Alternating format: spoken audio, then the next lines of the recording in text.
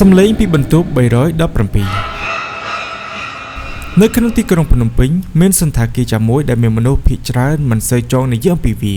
សន្តាគារនោះមានឈ្មោះថាវិមានសវណ្ណប៉ុន្តែអ្នកនៅក្នុងតំបន់បានហៅវាថាគឺជាសន្តាគារខ្មោចព្រោះមានរឿងចម្លែកបានកើតឡើងជាញឹកញាប់ជាពិសេសនៅជាន់ទី3រឿងនេះបានកើតឡើងជាមួយនឹងបុរសម្នាក់ដែលមានឈ្មោះថាតារាដែលជាអ្នកធ្វើការមកពីខេត្ត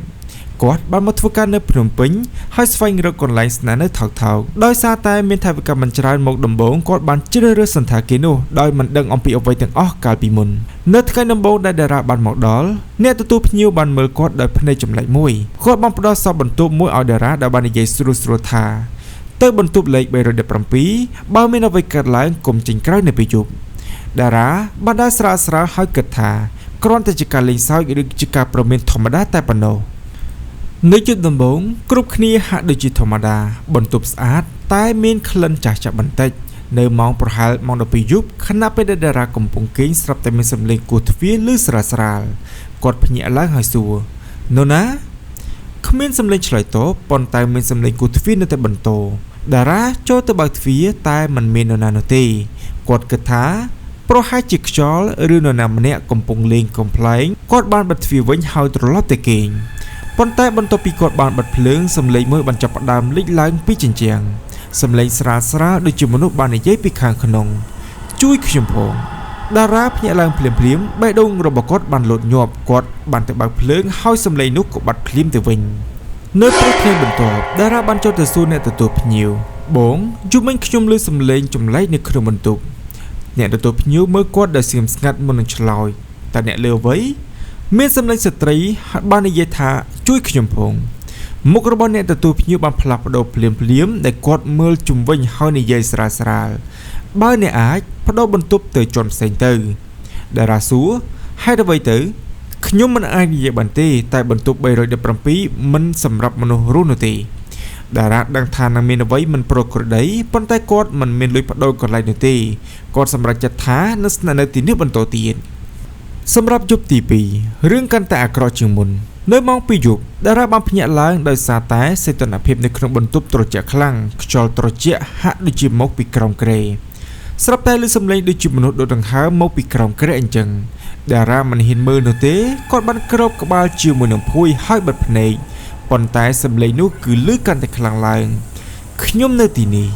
តារាមិនអាចទប់ទល់ជាមួយនឹងអារម្មណ៍ភ័យខ្លាចក៏ដូចជាការឮចេញពីសំឡេងទៀតបាននោះទេគាត់បានភ្ញាក់ឡើងយឺតហើយមើលទៅក្រោមគ្រែអ្វីដែលគាត់បានឃើញបានធ្វើឲ្យឈាមគាត់ចុះត្រជាក់ស្បែកត្រជាក់អារម្មណ៍ព្រឺព្រួយមានមុខស្ត្រីម្នាក់ភ្នែកធំពណ៌ខ្មៅពេញទៅដោយឈាមកំពុងតែញញឹមមកកាន់គាត់ហើយភ្លាមនាងបានចាប់ដៃគាត់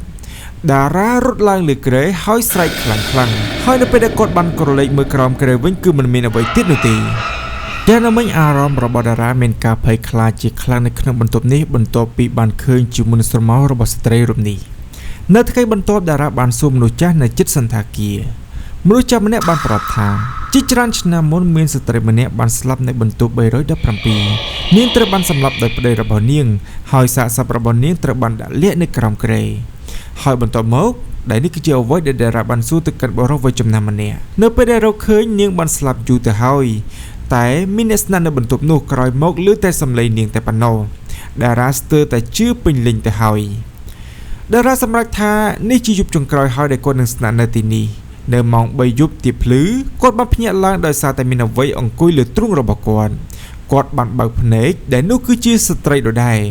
នាងមានមុខពោពេញទៅដោយឈាមសក់វែងស្រពេចស្រពិលហើយភ្នែកគ្មានស្រមោលនាងបានញញឹមហើយនិយាយអ្នកឃើញខ្ញុំហើយ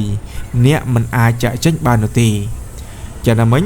តារាស្រែកប៉ុន្តែគ្មានសំឡេងចេញទៅក្រៅបន្ទប់នោះទេនាងបានរំកិលយឺតចូលមកជិតមុខគាត់ហើយនាងបាននិយាយដោយស្រាលនៅក្នុងត្រចៀករបស់គាត់ថាចូលមកជំនួសខ្ញុំភ្លាមបន្ទប់បានងងឹតទាំងស្រុងព្រឹកព្រលឹមបានឈានចូលមកដល់អ្នកបម្រើបានគោះទ្វារនៅបន្ទប់លេខ317តែមិនមានអ្នកឆ្លើយនៅពេលបើកទ្វារពួកគេក៏បានឃើញតារានៅលើគ្រែតែគាត់មិនដកដង្ហើមទៀតនោះទេគាត់បើកភ្នែកធំដូចជាឃើញអ្វីមួយដែលគាត់ភ័យខ្លាំងហើយនៅក្រោមគ្រែមានស្នាមដៃថ្មីដូចជាមានមនុស្សម្នាក់កំពុងតែរង់ចាំជាចុងក្រោយបន្ទាប់ពីការហែនោះសន្តាគារនោះនៅតែបើកដដែល ប៉ុន្តែបន្ទប់317ក៏នៅតែមានអ្នកស្នាក់នៅប៉ុន្តែអ្នកដែលចូលទៅមិនមាននរណាម្នាក់បានចេញមកដូចមុនទៀតនោះទេហើយនៅពេលយប់បើអ្នកឮសំឡេងគោះទ្វារកុំបើកព្រោះអ្នកប្រហែលជានឹងឮសំឡេងមួយនិយាយថាជួយខ្ញុំផង